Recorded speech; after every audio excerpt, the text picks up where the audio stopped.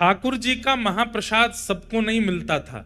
जगन्नाथ जी के विराजमान होने से पहले, ध्यान से सुनिएगा, श्री ठाकुर जी का महाप्रसाद सब जगह प्रसाद है, यहां महाप्रसाद है। ये महाप्रसाद या तो जगन्नाथपुरी में है या वैकुंठ में है, और तीसरा कोई स्थान नहीं है महाप्रसाद का। या तो जीवित अवस्था में जगन्नाथपुरी में महाप्रसाद मिल सकता है, या मृत्यु के उपरांत कोई वैकुंठ गया तो वहां मिलेगा। लेकिन वैकुंठ में भी बहुत मुश्किल है। कैसे मुश्किल है सुनो। एक बार नारद जी पहुंचे, और नारद जी रोज दर्शन करते हैं ठाकुर जी का। दर्शन करके आनंदित हो जाते हैं, परिक्रमा लगाते हैं। कभी ठाकुर जी की माला जी मिल जाती है, कभी ठाकुर जी का उपरना मिल जाता है, कभी ठाकुर जी के इत्र प्रसादी मिल जाती है, कभी ठाकुर जी का चंदन प्रसाद मिल जाता है। दर्शन करते करते वर्षों बीत गए, तो नारद जी के मन में आया सब प्रसाद मिलते हैं, एक बार ठाकुर जी का अधरामृत महाप्रसाद मिल जाए। तो नारद जी बोले, मैं नारद हूं, मेरी बात को कोई रद्द नहीं कर सकता, मैं मांगूंगा तो मुझे देना पड़ेगा। सब लोग इधर देखो, ध्यान से सुनो। तो श्री नारद जी महाराज प्रार्थना करने लगे, जय विजय से प्रार्थना की, निरस्त हो गई। और समीप जाकर के कोई अति सामीप्य वर्तन से पूछी, उन्होंने भी निरस्त कर दी। तब किसी ने संकेत किया, बोले एक को अधिकार है महाप्रसाद देने का। बोले किसका? लक्ष्मी जी का। नारद जी महाराज लक्ष्मी जी के पास गए और कहा कि हे मां, आप कृपा करो। बोले क्या कृपा करें? ठाकुर जी का महाप्रसाद चाहिए हमको। लक्ष्मी जी बोली क्या बात कर रहे हो? बोले हाँ, ठाकुर जी जो प्रसाद पाते हैं उसके बाद जो महाप्रसाद, तिनका प्रसाद, वो हमें चाहिए। लक्ष्मी जी बोली असंभव, वो नहीं प्राप्त हो सकता। बोले क्यों? बोले जब ठाकुर जी प्रसाद पाते हैं तो ठाकुर जी की प्रसाद पाती जैसे ही ठाकुर जी उठ के जाते हैं, वो थाली जो है ना, उस पर सबसे पहले अधिकार तो हमारा है। और हमारे बाद ये जितनी सहचरियां वैकुंठ की हैं, जितनी हमारी सेवा में रहती हैं, इन सबके भी साल बटे हुए हैं, इतनी संख्या में हैं कि एक साल में केवल इतनी सखियों को मिलेगा, उसके अगले साल इतनी सखियों का नंबर आएगा, फिर उस अगले साल 100 साल में जाकर के तो सखियां पूरी होती हैं, इनको भी पूरा नहीं बटता। जय विजय आदि तक को प्राप्त नहीं हो पाता, आपको कैसे दे दें? एक एक तिनके के भी 5-5 हिस्से होते हैं और वो बटता है सब में। सोच रहे हैं आप? ठाकुर जी की प्रसादी का एक चावल, उसके 5 हिस्से किए जाते हैं, और वो थोड़े थोड़े छोटे छोटे से हिस्से जो हैं तिल के बराबर, वो बटते हैं, वो पाकर के आनंदित होते हैं। कैसे देते हैं आपको? बिल्कुल समय ही नहीं है। यहाँ तो अभी लंबी लाइन है, 1-1.5 करोड़ साल बाद आना, तब हो सकता है कि एक तिनका का एक अंश तुमको मिल जाए। नारद जी महाराज बोले मुझ पर कृपा करो, इतना प्रतीक्षा नहीं कर सकता, एक बार महाप्रसाद पाना है। 1 दिन, 2 दिन, 10 दिन, 1 महीना बीत गया तो लक्ष्मी जी बोली एक काम हो सकता है। बोले क्या? अपने जटा जूट खोल लो, लहंगा फरिया पहन लो, गले में सुंदर हार धारण करके, कानों में कुंडल लगा के, आंखन में काजल लगा के गोपी बन के आओ, तो हम तुमको सहचरियों में ले लेंगी अंदर, और फिर सहचरियों में फिर वहां तुम थोड़ा हट पूर्वक, छल पूर्वक, कैसे भी करके जिस पंक्ति का प्रसाद, महाप्रसाद का समय, उसमें कैसे भी बैठ जाना, तो तुमको एक तिनका मिल जाएगा। नारद जी बोले इसमें क्या? हमारे ठाकुर जब लाली बनवे में संकोच ना करे तो हम कब करेंगे? और श्री नारद जी तुरंत महाराज अपनी जटा जूट खोल करके बढ़िया सुंदर शीश पर चुनरी। इसका भाव क्या है? ठाकुर जी की निज सेवा में जाने के लिए चाहे जहां हो, गोपी तो बनना पड़ेगा। और गोपी मतलब हृदय से गोपी। नारद जी महाराज सखी बन गए। लक्ष्मी जी चुपचाप उनको रसोई घर में ले गई। बोले ठाकुर जी को नहीं पता चलना चाहिए, क्योंकि इतने सब लोग हैं, सब पर कृपा होती है, तो ठाकुर जी को कोई ये इस प्रकार से कोई प्रवेश करता, ठाकुर जी को बहुत संकोच लगता है कि अभी इतने लोग बैठे हैं, इतने वर्षों की प्रतीक्षा है, और आप जबरदस्ती ये वीवीआईपी बीच में घुसे आए हो। ठाकुर जी को अच्छा नहीं लगता, इसलिए ठाकुर जी को पता नहीं चलना चाहिए, चुपचाप यहाँ सेवा करते रहो। नारद जी बेचारे कभी बर्तन मांजने की सेवा, कभी सामग्री अमनिया करने की सेवा करते हैं। एक दिन ठाकुर जी का महाप्रसाद मिलेगा और एक दिन पता नहीं कैसे योजना बनी और नारद जी उस पंक्ति में बैठ गए जिस पंक्ति में महाप्रसाद के 5-5 टुकड़े बांटे जा रहे हैं। नारद जी महाराज सामने बैठे, लक्ष्मी जी परोसती भाई जैसे ही आई तो नारद जी को थोड़ी देख करके उनको कृपा की इच्छा हुई और उन्होंने महाप्रसाद के 2 तिनके, महाप्रसाद चावल के 2 तिनके उनके हाथ में धर दिए। कहां एक तिनका के 5 हिस्सा बांटे जा रहे हैं, उन्होंने 2 तिनका दे दिए। और जैसे ही महाप्रसाद हाथ में आया तो जैसे अत्यंत दिनों का प्यासा व्यक्ति उसको पानी दिख जाए, वो कहां रोक पाता है। आपने तुरंत एक महाप्रसाद का तिनका अपने मुख में जैसे ही धारण किया, आहा, वो धारण करते ही आपको प्रेम लक्षण प्रकट होने लगे, नेत्रों से अविरल अश्रुधार गिरने लगी, रोम रोम पुलकित हो गया। भुजा उठाकर के श्री नारद जी महाराज नृत्य करने लगे। हा कृष्ण, हा माधव, हा केशव, हा गोविंद, हा मधुसूदन। प्रेम की अद्भुत अवस्था प्राप्त हो गई नारद जी को। इतने वर्षों में संकीर्तन करके भी जो ठाकुर जी की अवस्था नहीं मिली थी, वो अवस्था केवल महाप्रसाद प्राप्त करते ही नारद जी की प्रकट होने लगी। इतने में ठाकुर जी की दृष्टि गई, ये कौन सखी है, ये कौन नई नवेली सहचरी है, इतनी जोर से नृत्य कर रही है। लक्ष्मी जी बोले कोई नहीं मैं संभालती हूं। लक्ष्मी जी हाथ पकड़ करके लेके गई नारद जी को, क्या कर रहे हो, फंसवाओगे सबको। नारद जी के तो नेत्र लाल पड़ गए। बोले हे मां, अभी तो केवल एक तिनका पाया है और ये तिनका पाकर के मैं इतना आनंद में आ गया हूं। वर्षों से, करोड़ों वर्ष निकल गए नाम जपते जपते, ऐसी स्थिति का अनुभव नहीं किया जो स्थिति का अनुभव केवल महाप्रसाद का एक तिनका पाकर के मुझे हो रहा है। लक्ष्मी जी बोली इसलिए नहीं देते हैं, तुम देखो क्या हालत हो गई, अब जल्दी जाओ यहां से, ठाकुर जी को पता चल गई तो दिक्कत होगी। वैकुंठ से ही चले गए, नाच रहे हैं, कभी किसी लोक में जा रहे हैं, कभी किसी लोक में जा रहे हैं। सब नारद जी की इस भाव दशा को देख करके आश्चर्यचकित हो रहे हैं कि ये कैसे हो गया। नृत्य करते करते करते करते श्री नारद जी महाराज पहुंचे कैलाश। कैलाश में विराजमान महादेव, बाकी सब तो नारद जी का नृत्य देख करके अनुमान लगा रहे हैं कि हुआ क्या है, लेकिन महादेव तो महादेव हैं, वो तो देखते ही पहचान गए। नारद जी नृत्य कर रहे हैं, भुजा उठा करके तुरंत महादेव गए और महादेव जाकर के हाथ जोड़ के बोले, हे मेरी गृहिणी के गुरुदेव, हमारी पार्वती जी पत्नी के गुरुदेव हो आप। हमें पता है कि कोई अद्भुत पूंजी मिली है ठाकुर जी की और उसी से ये भावावेश आपके चित्त में आ रहा है। अब प्रतीक्षा नहीं हो रही है, जल्दी हमें प्रदान कर दो। नारद जी बोले मेरे पास नहीं है। बोले मुझे सब दिख रहा है, हाथ में दबाए बैठे हो, एक तिनका पा लिया, एक अभी बचा, ये हमको दे दो। नारद जी बोले प्रभु बस इच्छा नहीं हो रही है, इसके प्रति तो स्वार्थ हो रहा है कि मैं कैसे दे दूं आपको। शंकर जी बोले अच्छा, तो फिर आगे तुमको बहुत काम पड़ेंगे हमसे, फिर क्या करोगे।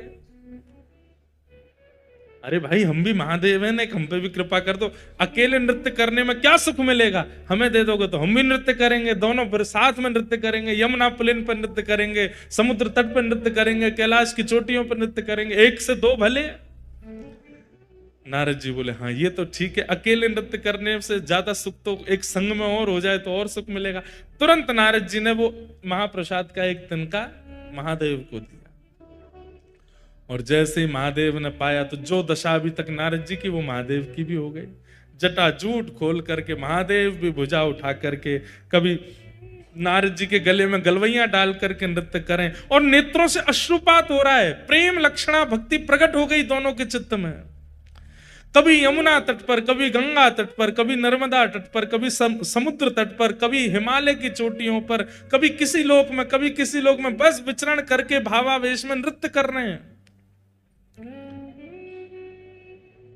पार्वती जी बोली महादेव को हुआ क्या है, भावावेश में रुदन करते रहते हैं, नृत्य करते रहते हैं, इतने आनंद में छके पगे हमने पहले कभी नहीं देखे। महादेव आनंद में तो हमेशा रहते हैं, लेकिन महादेव का आनंद कैसा है, प्रकट नहीं करते हैं, अंदर ही अंदर इंट्रोवर्ट है महादेव, नेत्र बंद करके बैठे रहेंगे। लेकिन अब महादेव की स्थिति ऐसी है कि जो आनंद हृदय का है वो प्रकट हो रहा है। अरे कहां तक कहें, नारद जी और महादेव का जो दर्शन करता है वो भी नृत्य करने लगता है, उसके चित्त में भी वही भाव प्रकट हो जाता है। परंतु पार्वती जी समझ गई कि कुछ तो इन्हें ऐसा मिला है जिसके कारण ये ऐसे हो रहे हैं। महादेव से पूछा, महादेव ने तो उत्तर नहीं दिया, तो सीधे नारद जी के चरण पकड़े। गुरुदेव, आपने क्या दिया है इनको? कुछ तो आपने खिलाया है, कुछ तो आपने ऐसा बताया है, या कुछ तो आपने दिखाया है जिससे ये ऐसे हो गए। मुझे भी दिखाओ, मुझे भी बताओ, या मुझे भी खिलाओ। आनंद में छके छके नारद जी के मुख से निकल गया। बोले, अरे देवी क्या बताए, बहुत तप करना पड़ता है, तब जाकर के ठाकुर जी का अधरामृत 2 तिनका महाप्रसाद का मिलता है। उसको एक नारद जी पाते हैं, दूसरे आपके पतिदेव पाते हैं, तो ये भाव दशा होती है। बोले 2 ही तिनका थे? बोले हाँ। एक आपने पा लिया? बोले जी। और एक? बोले एक इनने पा लिया। तो इन्होंने हमको क्यों नहीं दिया? 1 के 2 तिनका भी तो हो सकते थे। और हमने तो सुना वैकुंठ में 1 के 5 तिनका होते हैं, तब बांटा जाता है। नारद जी बोले, अब तो माहौल गर्म हो रहा है, तो धीमे से बोल गए, हमने तो कही थी इनसे 1 के 2 कर दो।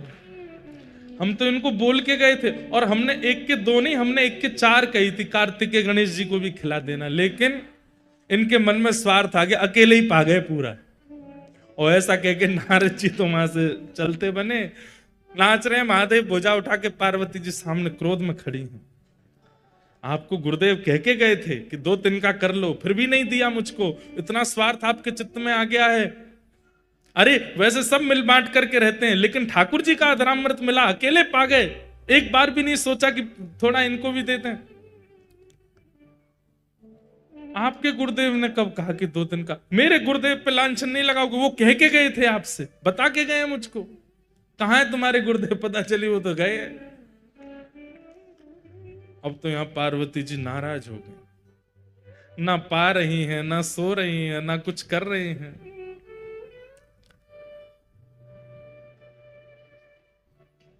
महादेव पहुंचे। देवी क्या बात है? बोले मुझे भी महाप्रसाद चाहिए। तो महादेव बोले, देखो अब महाप्रसाद के लिए तो बहुत यत्न करना पड़ता है, तब जाकर के वो प्राप्त होता है। अब वो यत्न दोबारा कौन करेगा? मुझे नहीं पता, मुझे चाहिए।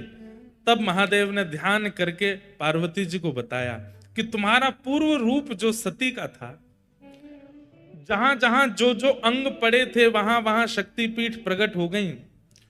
उन्हीं में तुम्हारा नाभि क्षेत्र जो है, वो एक श्री क्षेत्र समुद्र तट पर नीलाचल पर्वत पर विराजमान है। वहां जाकर के तुम तप करो, और वहां तुम इसी भाव के लिए तप करो कि तुम्हें ठाकुर जी का महाप्रसाद मिले। और उस तप के प्रभाव से देवी हमको तो 1 तिनका मिला है, लेकिन मैं दीर्घ दृष्टि से देख पा रहा हूं, अगर तुम्हारा तप सफल हो गया तो महाप्रभु जगन्नाथ जी का जो 1 तिनका मुझे और नारद जी को मिला, वो महाप्रभु जी का महाप्रसाद की पूरी हंडी महाप्रभु जी के भोग लगने के बाद सीधे आपके सन्मुख आएगी। और आप जब प्रसाद पाओगे, उसके बाद ही वो महाप्रसाद बनेगा और सबको वितरण किया जाएगा।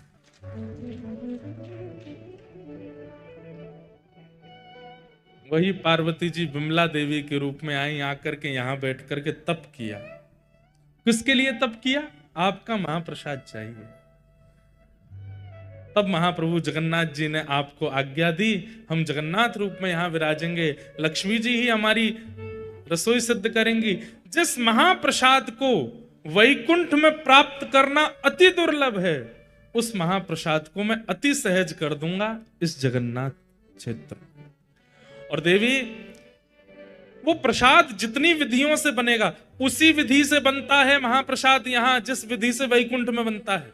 मुझे पूरी विधि अभी भी अच्छे से पता नहीं, अंदर सामग्रियां कैसे धोई जाती हैं, कैसे अमनियां की जाती हैं, फिर उनको कैसे किन किन मंत्रों को बोल करके सामग्री डाली जाती हैं, फिर उसके बाद 9 हंडियां रखी जाती हैं। सबसे पहले ऊपर वाली हंडी पक करके तैयार होती है, ऊपर ठाकुर जी के सन्मुख, उसके पीछे भी बहुत विधियां होती हैं, तब जाकर के महाप्रसाद सिद्ध होता है। लेकिन महाप्रसाद तभी कहलाएगा जब वो मेरे बाद आपको भोग लगेगा। विमला देवी के भोग के बाद वो महाप्रसाद आनंद बाजार में आ जाता है और हम सबको प्राप्त होता है। ये महाप्रसाद। इसलिए भैया जगन्नाथ जी का नित्य दर्शन तो आप नहीं कर सकते। कोई राजस्थान से, कोई बंबई से, हम उत्तर प्रदेश से, कहां से आए हैं। और कलयुग में जन्म लेने वाले व्यक्ति को अगर अपना कल्याण चाहिए तो कलयुग के प्रधान देव जगन्नाथ जी का नित्य दर्शन करना पड़ेगा, तभी उसका उद्धार होगा, नहीं तो नहीं होगा। हम कैसे करें? रोज फ्लाइट ले लेके तो आ नहीं सकते। तो इसलिए महाप्रसाद जो है वो जगन्नाथ जी का ही रूप है। यदि उसे हम अपने साथ लेकर के जाते हैं और नित्य महाप्रभु जी का स्मरण करके प्रातः प्रथम अपने मुख में कुछ और धारण करना ही नहीं, सीधे महाप्रसाद ग्रहण करना है, तो नित्य जगन्नाथ जी के दर्शन का जो फल होता है वो हमें नित्य प्राप्त हो जाएगा। इसलिए आज से महाप्रसाद जी का नियम धारण कर लीजिए, प्रत्येक दिन महाप्रसाद पाना। इस वक्त यदि हमसे पूछा जाए कि इस ब्रह्मांड में सबसे बड़ा सौभाग्यशाली कौन, तो इस पंडाल में हमसे लेके पीछे तक जितने लोग बैठे हम सब बहुत सौभाग्यशाली। क्यों? क्योंकि कृपा अति कृपा नहीं, अति हरि कृपा हुई है हम पे। यहां एक बार नीलचक्र देखने की इतनी महिमा है, हमको तो 7 दिन देखने के लिए मिला। यहां एक दिन महाप्रभु जगन्नाथ जी को देखने की इतनी महिमा, हम तो 7 दिन देखेंगे और दिन में 4-4 बार देखेंगे। एक बार समुद्र स्नान और दर्शन की इतनी महिमा, हम जगन्नाथपुरी गए कार्य हो जाओ तो यूं समझ जाइए कि महाप्रभु जगन्नाथ जी ने कारिया बना के ही भेजे हो। यहाँ जगन्नाथ जी को भी कालिया बोलते हैं लोग, उड़ीसा के लोग।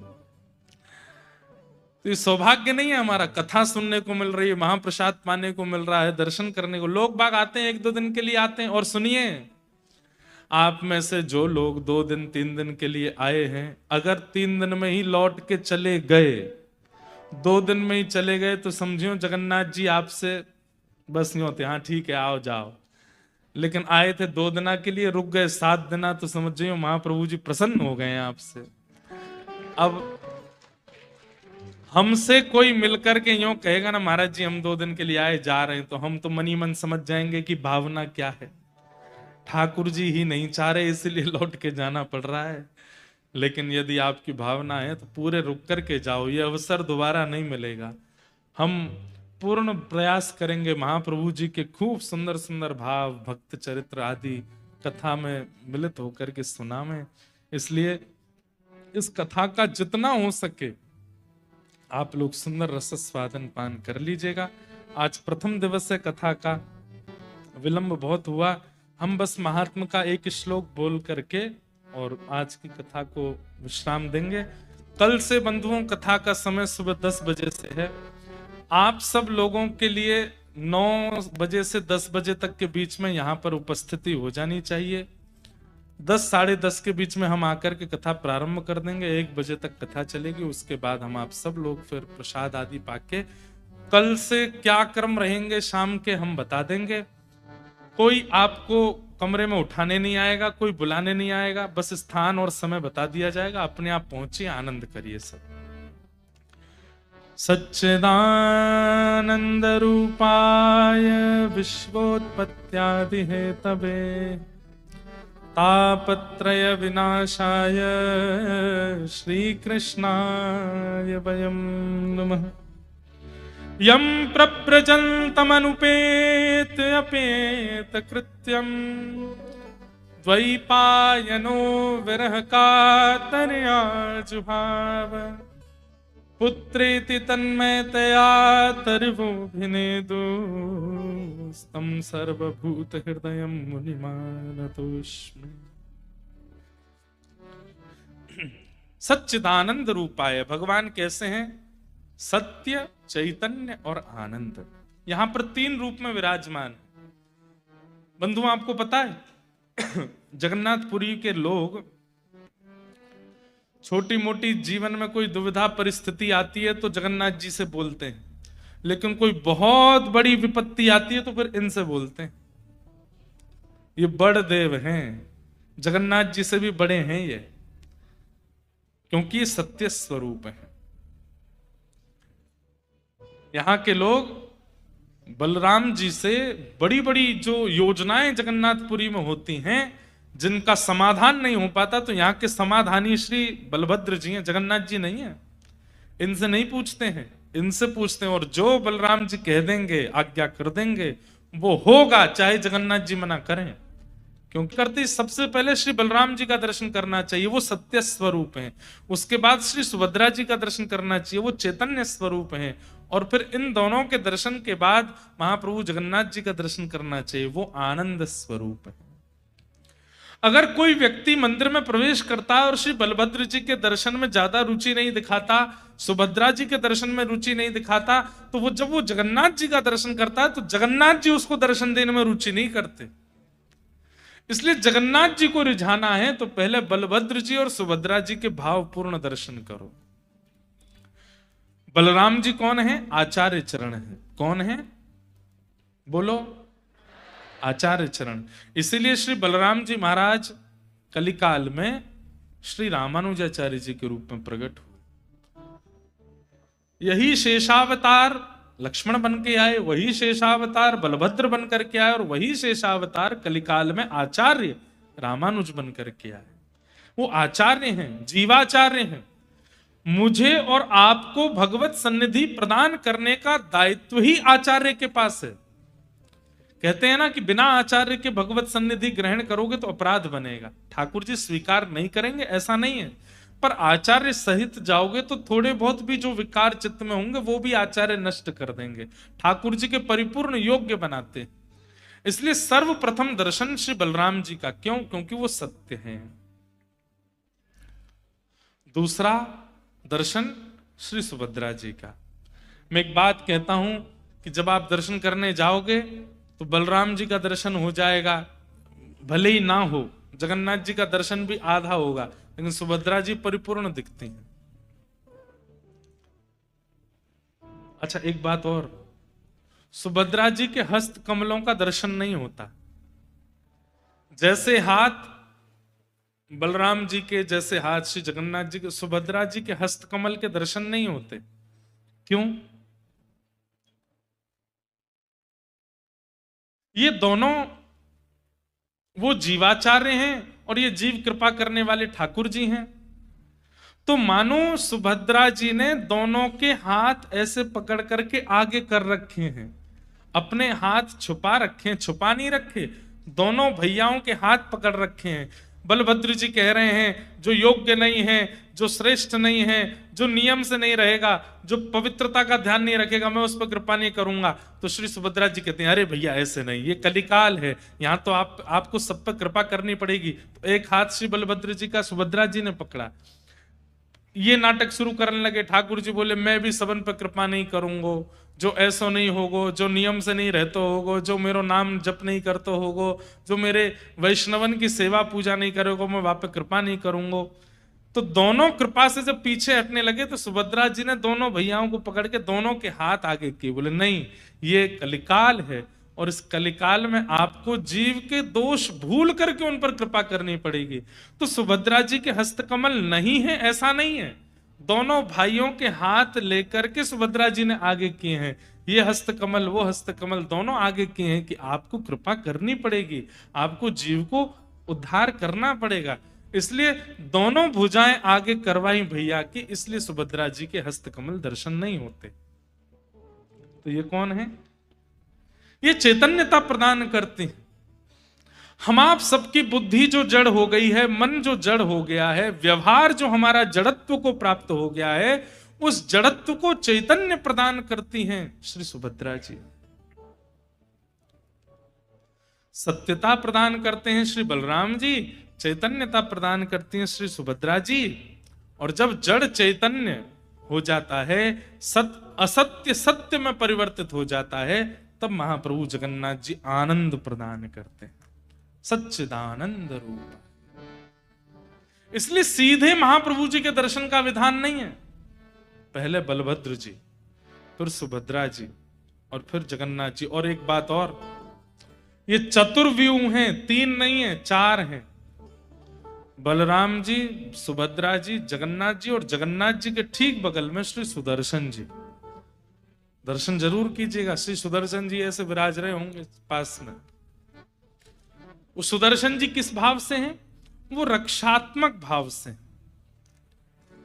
भक्त की भक्ति में रक्षा, जीव की संसार में रक्षा। इस संसार व्यवहार में कहीं हम इस संसार माया में चक्र में फंस ना जाएं, इसलिए सुदर्शन जी का दर्शन। तो चौथे हैं श्री सुदर्शन जी महाराज। चारों के दर्शन होते हैं। यही है सच्चिदानंद रूपाय, यही सत्य चैतन्य और आनंद है। और यही तीनों क्या करते हैं? बोले विश्वोत्पत्त्यादि हेतवे। विश्व की उत्पत्ति करना, पालन करना, संहार करना। अब देखो, अभी ऐसे चले थे, अब ऐसे चलेंगे। कैसे? विश्व की उत्पत्ति ठाकुर जी करते हैं, विश्व का पालन सुभद्रा जी करती हैं। कैसे? सुभद्रा जी मां है ना, मां ही तो विश्व का पालन करती है। यदि मां ना हो तो विश्व का पालन कौन करे? तो इसलिए विश्व की उत्पत्ति महाप्रभु जी करते हैं, विश्व का पालन मां करती है, सुभद्रा जी करते हैं। और विश्व का संहार बलभद्र जी करते हैं, शेषनाग करते हैं। विश्वोत्पत्त्यादि हेतवे और तापत्रय विनाशाय। और ये तो थे एक एक तीनों के गुण, पर ये तीसरे गुण तो तीनों के अंदर समान है। क्या? सामने आने वाले हर दर्शनार्थी के तीन प्रकार के तापों का नाश करते हैं, आदि दैविक, आदि भौतिक, आध्यात्मिक। ताप का मतलब क्या होता है? ताप का मतलब कष्ट, कष्ट निवृत्ति होती है। और एक बात, मैं हर कथा में एक बात कहता हूं कि ठाकुर जी कष्ट दूर नहीं करते, कष्ट से जूझना सिखाते। छोटा बालक धीरे धीरे चलना सीखा है, धीमे धीमे चरण रखता है। अब उसके पैर इतने बड़े नहीं है कि वो सीढ़ी चढ़ सके, उसके पैर इतने बड़े नहीं है कि वो कुछ दहली लांग सके। तो पिता ने क्या सोचा? मैं घर में सीढ़ियां बनवाऊंगा ही नहीं, मैं घर में दहली ही नहीं रखूंगा, तो मेरे बालक को कभी पीड़ा नहीं होगी। ऐसा नहीं हो सकता। दहली तो रहेंगी, सीढ़ियां तो रहेंगी, बालक को अभ्यास करना पड़ेगा उन पर चढ़ने का और उनको लांघने का। ठीक वैसे ही बंधुओं, हम आप सब लोग बालक हैं, और ये संसार में आने वाले जितने भी आपत्ति विपत्ति हैं, ये सब दहलियां हैं, सीढ़ियां हैं। आप चाहो कि सीढ़ियां ही हटा दी जाएं, दहली ही हटा दी जाएं, तो दो चीज हटा दी आपने। सीढ़ियां अगर घर से हटा दोगे तो ऊपर के कक्ष में कभी नहीं जा पाओगे। ऊपर का कक्ष मतलब नीचे का कक्ष जो है वो असुरक्षित होता है एक प्रकार से। जिन लोगों के घर नदी के किनारे हैं, बाढ़ आएगी सबसे पहले पानी कहां आएगा? नीचे वाले कक्ष में आएगा। घर में चोर प्रवेश करेंगे, सबसे पहले कहां जाएंगे? नीचे वाले कक्ष में आएंगे। घर में सांप बिच्छू आदि अगर कोई प्रवेश कर गया, सबसे पहले नीचे वाले। तो नीचे वाला कक्ष जो है वो असुरक्षित है, ऊपर वाला कक्ष जो है वो नीचे से थोड़ा सुरक्षित है। अगर सीढ़ी ही हटा दोगे तो फिर ऊपर कैसे जाओगे? इसका मतलब जीवन में कई ऐसे पड़ाव आते हैं, वो पड़ाव आपको नीचे के कक्ष से ऊपर के कक्ष में ले जाने के होते हैं। पर हम क्या करते हैं? हे बजरंगबली, ये जो पड़ाव मेरे जीवन में आया है, ये जो विपत्ति मेरे, इसको दूर करो। हनुमान जी कहते हैं ले मो क्या कर रहा हूं, ले हटा दूंगा। हनुमान जी महाराज सीढ़ी हटा देते हैं, हम खुश हो जाते हैं सीढ़ी हट गई। लेकिन वास्तविकता यह है कि आप ऊपर के कमरे से वंचित हो गए, आप और असुरक्षित हो गए हो। हमारी बात समझ में आ रही है? सीढ़ी नहीं हटानी है। और दूसरी बात दहली, अब तुम्हारे पांव छोटे, तुम दहली लांगे नहीं पा रहे, तो दहली हटवा दोगे? नहीं। दहली हटवा दोगे तो छोटे छोटे जीवों का, छोटे छोटे हिंसक जीवों का प्रवेश बहुत सहज हो जाएगा जीवन में। ऐसी ये छोटी छोटी दहलियां हैं जीवन में। मां का नाराज हो जाना, पत्नी का नाराज हो जाना, बच्चों का बात ना मानना, जीवन में विपरीत अवस्थाओं का आना, ये सब छोटी छोटी दहलियां हैं, होनी चाहिए। ठाकुर जी ना तो दहली हटाते हैं ना सीढ़ी हटाते हैं, सीढ़ी चढ़ना सिखाते हैं और दहली लांघना सिखाते हैं। आपत्ति विपत्तियां जीवन से नहीं जाएंगी, उन आपत्ति विपत्ति से जूझना ठाकुर जी सिखा देते हैं। मीराबाई के जीवन में जितने संकट हैं उतने संकट एक सामान्य व्यक्ति सह नहीं पाएगा, लेकिन मीराबाई को सहना सिखा दिया। हमारे श्री जगन्नाथपुरी के बंधु महंती, जगन्नाथपुरी के श्री माधव दास जी महाराज, जगन्नाथपुरी के श्री बलराम दास जी महाराज, जगन्नाथपुरी के श्री रघुनाथ दास जी महाराज, कितने भक्त हुए यहां पर। जगन्नाथपुरी के श्री चैतन्य महाप्रभु, क्या संकट खत्म हो गए थे जीवन से? नहीं, संकटों से जूझना सीख गए। ठाकुर जी क्या करते हैं? तापत्रय विनाशाय, तीन तापों से मिलने वाली जो चिंता है उसका विनाश करते हैं ठाकुर जी। ताप तो रहते हैं, कष्ट तो आता है, पर उससे जूझना सीख जाते हैं। ऐसे श्री कृष्णाय वयं नुमः, ऐसे श्री कृष्ण को हम बारंबार प्रणाम करते हैं। बंधुओं, ये साक्षात कृष्ण है। अगर आप श्री मंदिर में जगन्नाथ जी का दर्शन कर रहे हो, बलभद्र जी का, सुभद्रा जी का, तो आप ये मत मानिएगा ये दारू ब्रह्म है, ये मत मानिएगा ये कोई प्रतिमा है, ये कोई पाषाण है। आपके नेत्रों ने साक्षात श्री कृष्ण को देख लिया है। अगर जगन्नाथ जी को देख लिया तो कलिकाल में श्री कृष्ण जगन्नाथ जी हैं। एक बात सुनिएगा, बहुत छोटी सी बताऊं। महाप्रभु जगन्नाथ जी साक्षात परमात्मा हैं, इसका प्रमाण क्या है? इसके अनेक प्रमाण बताए गए, लेकिन उसका एक बड़ा अद्भुत प्रमाण बताया गया है। क्या? कि वे जब जब रथ यात्रा के लिए, जब जब स्नान यात्रा के लिए, स्नान पूर्णिमा के लिए अपने श्री मंदिर ब्रह्म वेदी से निकल करके बाहर आएंगे, मंदिर से बाहर आते ही चाहे कैसा भी मौसम हो, एक बूंद तो आकाश से वर्षा की गिरेगी। ये प्रमाण है जगन्नाथ जी का कि वो परमात्मा है। अभी बाहुड़ा यात्रा हो रही थी, जब जगन्नाथ जी की रथ यात्रा, उल्टा रथ जब आता है, तो उस समय मैं दर्शन के लिए गया। जो महाराज जी मंच पर बैठे थे, ये भी थे हमारे अभी भैया, ये भी थे साथ में, हमारे देवी भैया भी थे, और भी सब लोग थे साथ में। एक तो हम यहां आकर के यहीं के पंडा पुजारियों जैसी पोशाक पहन लेते हैं, तो सबको लगता है यहीं के पुजारी जी हैं ये। इतने पुजारी हैं यहाँ पे कि पता ही नहीं चलती बाहर का कौन भीतर का कौन। तो हम थोड़े भीतर चले गए। भीतर जाकर के, इतने भीतर तो नहीं जा पाए, लेकिन वहां सब मठों के सब संत जन खड़े थे, सबके सामने वो दृश्य मैं कैसे बताऊं उसको, तो कोई मैं फिल्म बनवा करके भी नहीं बता पाऊंगा कि वो अनुभव कैसा था। तो गुंडीचा में हम भीतर चले गए, तो वहां सब संतों ने अपने पास खड़ा कर लिया, बोले यहीं खड़े हो जाओ, यहीं से सामने से जगन्नाथ जी निकलेंगे। मैंने कहा ठीक है। तो सबसे पहले श्री बलभद्र जी आए। बलभद्र जी आए तो मेरे सिर में ऐसा लगा कि जैसे मानो किसी ने बर्फ रख दी हो, इतने रोंगटे खड़े हुए, इतने बिल्कुल सामने से बलभद्र जी निकल के गए। उसके बाद फिर सुभद्रा जी आए। सुभद्रा जी को देख करके भी रोम रोम पुलकित हो गया, बिल्कुल सामने से ही जा रहे हैं। आहा, मधुर दर्शन हो रहे थे। प्रतीक्षा हो रही थी कि जगन्नाथ जी आएंगे बस। फिर उसके बाद सुदर्शन जी आए, सुदर्शन जी गए।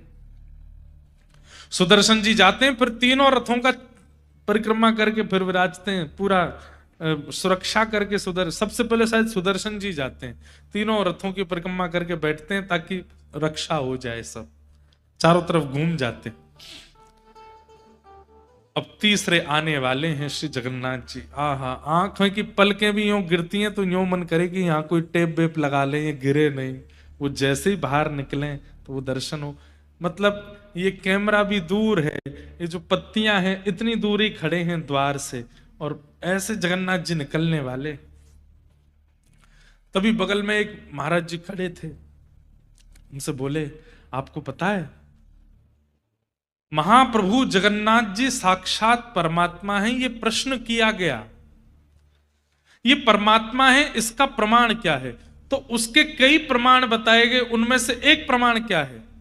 ये जब भी श्री मंदिर से बाहर निकलेंगे और सूर्य की प्रथम किरण में आएंगे तो चाहे एक बूंद गिरे आकाश से गिरेगी, ये इस बात का प्रमाण है कि ये परमात्मा। मैंने कहा महाराज जी वो घंटे बज रहे थे जोर जोर से, बस अब तो हल्ला शुरू हो गया, महाप्रभु जी आने वाले हैं। आकाश में मैं देखूं दूर दूर तक कोई बादल नहीं, मुझे तो घबराहट सी होने लगी। मैंने कि लाला ने लाज बचाइयो अपनी, बादल तो दूर दूर तक दिखना रहे, बरसे को कहां थे। हमारे होली में एक रसिया गाया जाता है, ब्रज की तो है लाज मुकुटवारे, ब्रज की तो है। सब नंदगाम के सखा लाला को बरसानो भेज रहे हैं होरी खेलवे के काजे, तो ठाकुर जी का मुकुट पूजन करते हैं और मुकुट पूजन करके कहें लाला नाक बचाए के आइयो हमारी, पतो चरी कहीं बरसाने की सबरी गोपीन ते मार खाया आयो, हमारो मुकुट ने ध्वजा ऊपर करके आइयो। तो सब ठाकुर जी का तिलक करते हैं, कोई ठाकुर जी के यहाँ पे राखी बांधे, कोई ठाकुर जी को कुछ पहनावे आदि। तब ये रसिया गाते हैं, ब्रज की तो है लाज मुकुटवारे, ब्रज की तो है चंदा सूरज तेरो ध्यान धरत है, चंदा सूरज तेरो ध्यान धरत, अरे ध्यान धरे नव लख तारे, ध्यान धरे नव लख तारे, ब्रज की तो है। अरे लाला ये चंद्रमा सूरज तेरो ध्यान करें, सबरे तारे तेरी उपासना करें, केवल ब्रज को ध्यान मत करियो, चंद्रमा सूरज तारे इन सबन की भी लाज रख के आइयो, कहीं बरसाने की गोपिन पिट मत आइयो लाला, ऐसा कहते हैं। तो उस दिन मैं भी यही रसिया गा रहा था, मैंने कि ऊपर तो कोई बादल है नहीं और ये महाराज जी वो कह रहे कि ठाकुर जी बाहर आएंगे तो बूंद गिरेगी, चाहे एक बूंद गिरे, चाहे नेक बरखा मंदम मंदम जलधरा। ठाकुर जी के प्राकट्य में लिखा है श्रीमद् भागवत में, जैसे ही देव की मैया के गर्भ से ठाकुर जी प्रकट भये, मंदम मंदम मंदम जलधारा गिरने लगी आकाश से।